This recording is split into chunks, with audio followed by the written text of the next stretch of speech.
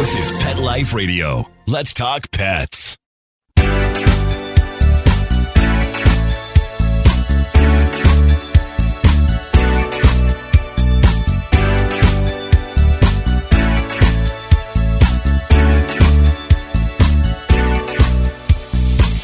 Hello, you're listening to Animal Party on Pet Life Radio with me, Deb Wolf, and I am trying to book a spokesperson from the fur bearers to come talk to us about the raccoons and the bears and the cougars and all these animals that keep coming up in my podcast because they keep coming up in the news.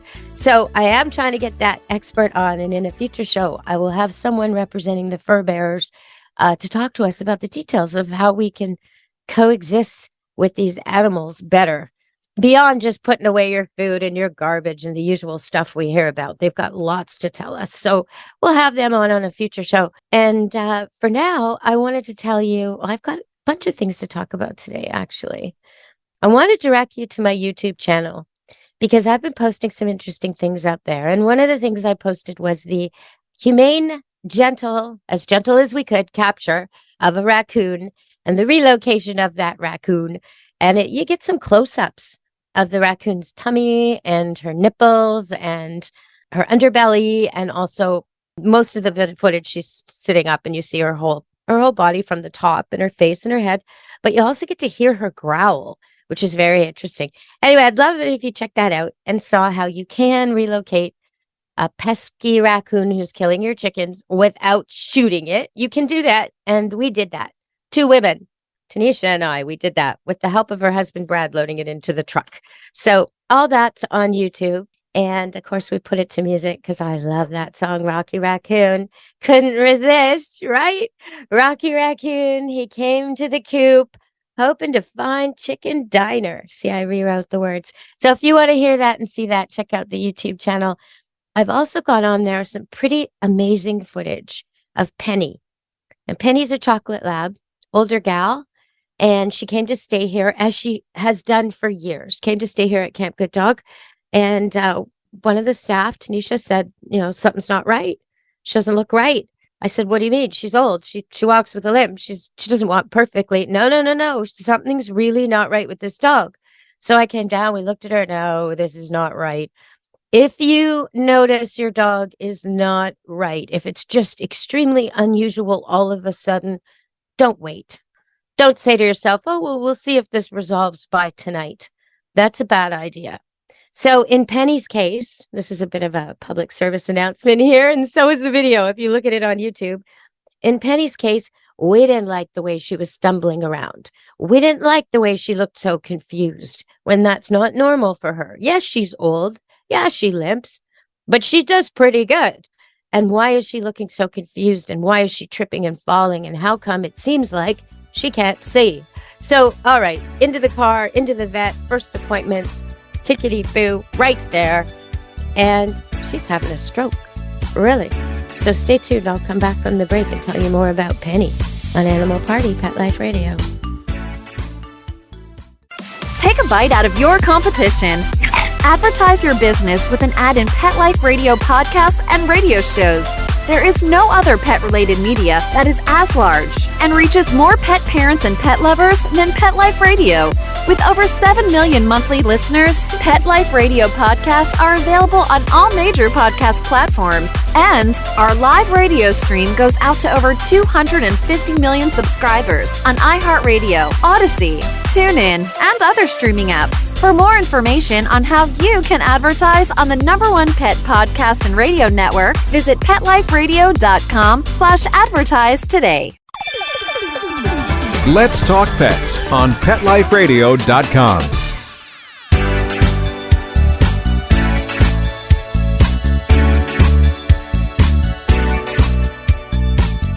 Hello, we're back on Animal Party, Pet Life Radio.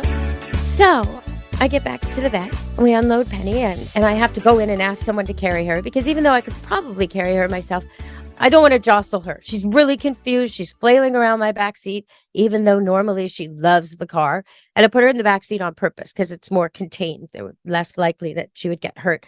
Backed up the seat so she'd have almost no room and just be very cozy, blankets and such. Anyway, so I go in and I get the burly vet tech guy to come out and carry her out with me. And we do that, and we take her in, and the vet sees her, and he says, well, it could be a couple of things, but it looks like a stroke. We're going to do some blood work, some tests. We're going to give her some blood thinner drugs. We're going to do everything we can for her. So she stayed at the vet all day. She went home that night, and she received the drugs she needed to mitigate the effects of the stroke. But when I picked her up that night, and bear in mind, her owners are away. They're in England, and the dog is staying with me because I run a kennel for people who go on holiday. So I've already called them a whole bunch, and they know this is going on. They've talked to the vet themselves and okayed all the treatment and all that. So I pick her up that night, and I bring her back to my place, and her eyes are moving back and forth, almost like the way your printer cartridge case moves to the left, to the right, to the left, to the right, to the left, to the right, back and forth, both eyes at the same time, boom, boom, zoom, zoom, and they're completely white. So it seems she's going to be blind. And the vet tells me she's going to be blind. I've tried to tell the people, long distance in the UK about how to deal with a special needs dog, he says, and he explains to me, and I know how to deal with this. Well, and I talk to them a little bit and tell them there's lots of things we can do to help her. We'll put a bell on her. We'll put keys in your pocket. You'll be able to hear each other. There's so many things we could do. We won't move the furniture. She'll get around so well, you'll hardly notice. I try and make them feel better about all this because it is possible. I've had a dog who went blind and did just fine. People used to tell me, that dog's not blind. And I'd say, toss him a treat and you'll see, because it would hit his face because he could not see the treat. He was blind, and yet he ran around full speed in places that were heavily scented, like places dogs run. So he did great. So I was trying to cheer them up about all that. And I took Penny home and took care of her for the night, and then, monitored her all night, and then took her back to the vet the next day. And now she's looking different. I'm looking at her, and her eyes don't look white anymore. And they're actually brown, and they're not going back and forth. They're steady. I swear she could see. So I go to the vet. Is it possible her sight could return? And he said, it's very unlikely, but it is possible. And that's what happened. So Penny can see now. I mean, it's like, I can't believe it. It's like that song, Amazing Grace, was blind, but now I see. Different meaning, but still, it's just, I didn't expect that. I did. I really knew that getting her to the vet was the right thing, and getting those meds into her was the right thing, and caring for her like that, taking her back to the vet was the right thing, because the next day she had more treatment and tests. And, by the end of the day, she was looking amazing. So almost like her old self, quite honestly. She gets stressed at the vet, so we had to account for that. She'd be panting and a little bit worried when she was at the vet each time.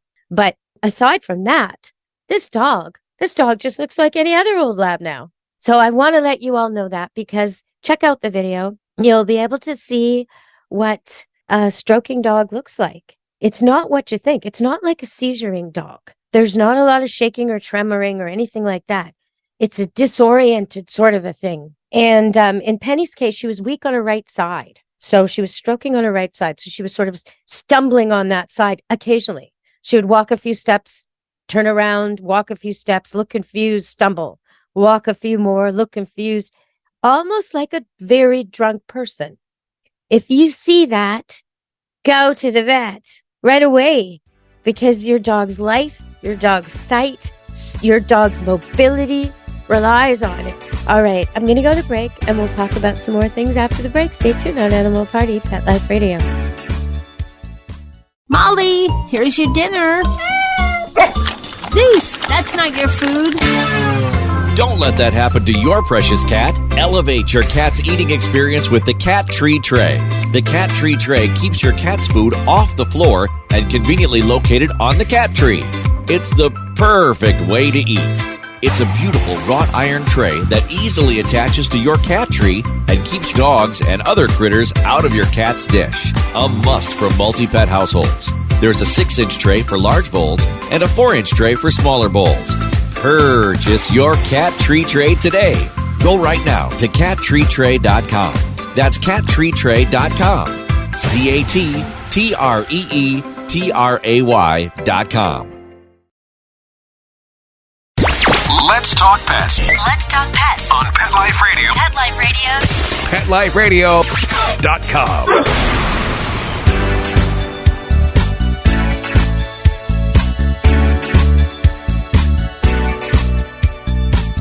Hello, you're back on Animal Party Pet Life Radio. And if you're going to my Deb Wolf Pet Expert YouTube site to see Penny and maybe to see some of the other things I've been filming lately, lot of puppies, golden doodle puppies, 8 of them. The first one is probably going to be spoken for. Well, some of them are spoken for, but the first one's going to be, we're having a showing, our first showing tonight. Someone's going to meet them, and next week they get their vaccines and they're okay from the vet, and then they start going. And they're all little reddish butterscotch colored golden doodles with white flashes and speckles and spots, usually one spot on their head, right in their forehead. And 2 or 3 of them have a heart-shaped spot, just like their mother. Their mother's white with a brown spot, and all the pups are kind of brown with a white spot. Very cute. So you can check those out at Deb Wolf Pet Expert on YouTube, as well as Penny, and what to look for with a stroke, and the raccoon footage. And I've put some other things on there, like if your dog sits on your straw hat, how you can get it back in shape. And I'm going to do a wasp prevention one. Got these terrible wasps. They're big and they're nasty. And they make these long, narrow nests inside tubes and posts and poles. So if you have metal fencing anywhere and then the pipes are hollow, they get in there. And then some kid shuts the gate and boom, it's nasty. And the entire hive empties out of every opening in the fence. It's just terrible. But I have a really quick solution to that. No chemicals, nothing. It's so easy, and I'm going to demonstrate on YouTube. So you can check me out, Deb Wolf Pet Expert on YouTube. And if you've got a suggestion for the show, if you know someone who'd be a great guest because they're a pet expert in some way, or they've got a pet product you think the world should know about, or just some reason you think they should be on my show, let me know.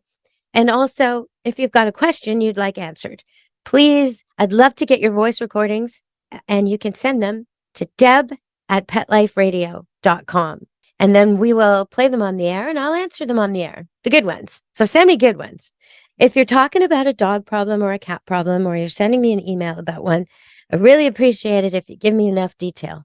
So I don't need to know like the entire animal's history, but it's nice to know what gender, what age, what breed, what size. If it's a mutt or a domestic short-haired cat, how many pounds? What are we dealing with here? And a little bit of the history. If it's a new problem, an old problem, if anything changed in the house recently, those types of things I like to know. If it's an allergy problem and you're sending me a question you want me to ask Dr. Jory, or if it's some kind of medical problem, we need to know what you've already done, what you've already tried, because otherwise he may recommend stuff you've already done. So please send me your questions, your comments, and your guest suggestions to Deb at Pet Life Radio. All right, so I'm thinking we should talk about a couple of home remedies I've got. If you have a dog with really bad mats, or a cat with really bad, the fur around the neck sometimes,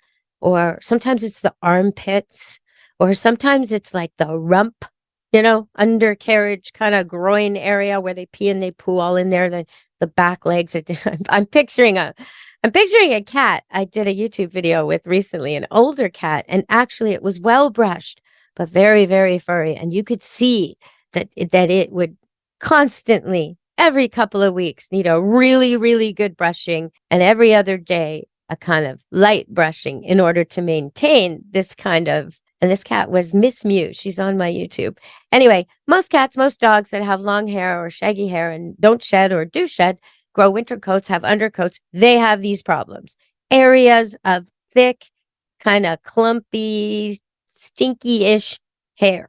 And what's going on there is it gets dirty and it gets greasy and it mats. So the easiest way to get rid of these mats, the easiest way to brush without the pet complaining and hating it, is you just grab cornstarch.